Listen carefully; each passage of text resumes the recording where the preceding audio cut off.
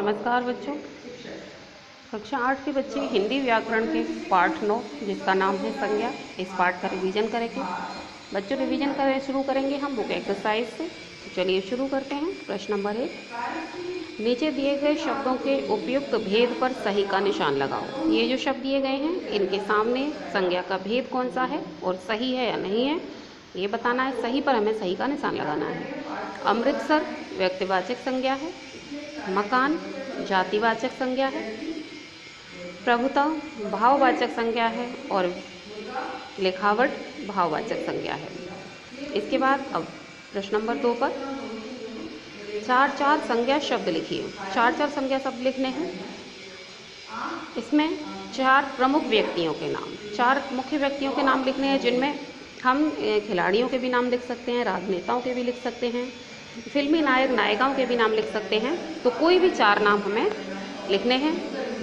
जैसे यहाँ दिया गया है विराट कोहली, प्रियंका चोपड़ा, नरेंद्र मोदी, सलमान खान। तो ऐसे कोई भी 4 नाम आप लिख सकते हैं। इसके बाद आता है 4 प्रमुख नगरों के नाम, आगरा, दिल्ली, मुंबई, जयपुर। इसके बाद आता है 4 पक्षियों के नाम। कोई भी 4 पक्षियों के नाम लिख सकते हैं। जैसे यहाँ पर मैंने उदाहरण में लिखा है तोता, मैना, मोर, कौवा। इसके बाद आता है 4 प्रमुख इमारतों के नाम, जिनमें ताजमहल, लाल किला, कुतुब मीनार और इमामबाड़ा। इसके बाद 4 प्रमुख भावों के नाम, जो भाववाचक संज्ञाएं होती हैं। तो 4 प्रमुख भावों के नाम लिखने हैं हमें, खुशी, दुख, उदासी और मिठास। इसके बाद 4 प्रमुख नदियों के नाम, गंगा, यमुना, सतलुज और गोदावरी। अब आता है प्रश्न नंबर 3, नीचे दिए गए शब्दों में से भाववाचक संज्ञाएं बनाइए। ये जो शब्द दिए गए हैं इनसे भाववाचक संज्ञाएं बनानी है। मिलना का मिलाप, कमाना का कमाई, कुशल का कुशलता, प्रवीण का प्रवीणता, हंसना का हंसी, लिखना का लिखावट, सफ़ेद का सफ़ेदी और चतुर का चतुरता। इसके बाद अब आते हैं प्रश्न नंबर 4 पर। नीचे दिए गए वाक्यों में से संज्ञा शब्द छांट कर लिखिए। ये जो कुछ वाक्य दिए गए हैं इनमें हमें संज्ञा शब्द छांटने हैं। कौन कौन से संज्ञा शब्द हैं यहाँ पर? तो इसमें नंबर 1 का है अमिता ने साइकिल खरीद ली है। तो यहाँ अमिता शब्द है संज्ञा है और साइकिल शब्द संज्ञा है, क्योंकि साइकिल वस्तु है, अमिता व्यक्ति का नाम है। दादी जी पार्क गई हैं। तो यहाँ दादी जी और पार्क दोनों ही शब्द संज्ञा हैं। सोनालिका शिमला घूमने जा रही है। तो यहाँ सोनालिका और शिमला दोनों ही शब्द संज्ञा हैं। चलते चलते मुझे थकान हो गई। तो यहाँ केवल थकान शब्द संज्ञा है। इसके अलावा अनूप की योग्यता पर मुझे गर्व है। तो अनूप और योग्यता ये दोनों संज्ञा शब्द हैं। इसके बाद आते हैं प्रश्न नंबर 5 पर। नीचे दिए गए भाववाचक संज्ञा शब्द किन शब्दों से बने हैं रिक्त स्थान में लिखिए। तो इसमें लिखना है हमें मम का ममत्व का मम, कवित्व का कवि, सौंदर्य का सुंदर, सजावट का सजाना, लड़ाई का लड़ना, धुलाई का धोना, स्वत्व का स्व और गुरुत्व का गुरु। अब आते हैं बच्चों प्रश्नोत्तर पर। तो हम प्रश्नोत्तर क्या करेंगे यहाँ पर। पहला प्रश्न है इसमें संज्ञा किसे कहते हैं।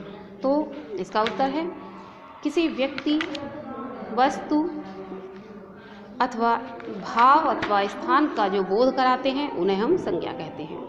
किसी व्यक्ति, स्थान तथा भाव का बोध कराने वाले शब्दों को हम संज्ञा कहते हैं। अब प्रश्न नंबर 2 में आता है संज्ञा कितने प्रकार की होती है। तो हम यहाँ लिखेंगे मुख्य रूप से संज्ञाएं 3 प्रकार की होती हैं, व्यक्तिवाचक, जातिवाचक और भाववाचक। प्रश्न नंबर ग में है व्यक्तिवाचक संज्ञा किसे कहते हैं, 2 उदाहरण दीजिए। तो हम इसमें लिखेंगे प्राणी, वस्तु या स्थान विशेष का बोध कराने वाले शब्द व्यक्तिवाचक संज्ञा कहलाते हैं। प्राणी, वस्तु या स्थान विशेष का बोध कराने वाले शब्द व्यक्तिवाचक संज्ञा कहलाते हैं। अब आता है प्रश्न नंबर घ, जातिवाचक संज्ञा किसे कहते हैं, 2 उदाहरण दीजिए। तो इसमें लिखेंगे जो शब्द किसी प्राणी, स्थान, वस्तु की संपूर्ण जाति का बोध कराएं। जो शब्द किसी प्राणी, स्थान या वस्तु की संपूर्ण जाति का बोध कराते हैं वे जातिवाचक संज्ञा कहलाते हैं। जैसे मनुष्य, सिंह आदि। इसके बाद आता है प्रश्न नंबर 9, भाववाचक संज्ञा किसे कहते हैं? दो दो उदाहरण दीजिए। तो यहाँ भाववाचक संज्ञा के लिए लिखेंगे जो शब्द किसी भाव, गुण, दोष अथवा अवस्था का बोध कराते हैं। जो शब्द किसी भाव यानी गुण, दोष अथवा अवस्था का बोध कराते हैं वो भाववाचक संज्ञा कहलाते हैं। जैसे मानवता, मित्रता, दुखी, खुश इत्यादि। तो बच्चों इस तरह से आपको ये पूरे पाठ का रिवीजन करना है, अच्छे से इसको समझना है, पढ़ना है। पढ़िए, समझिए और लिख कर देखिए। धन्यवाद।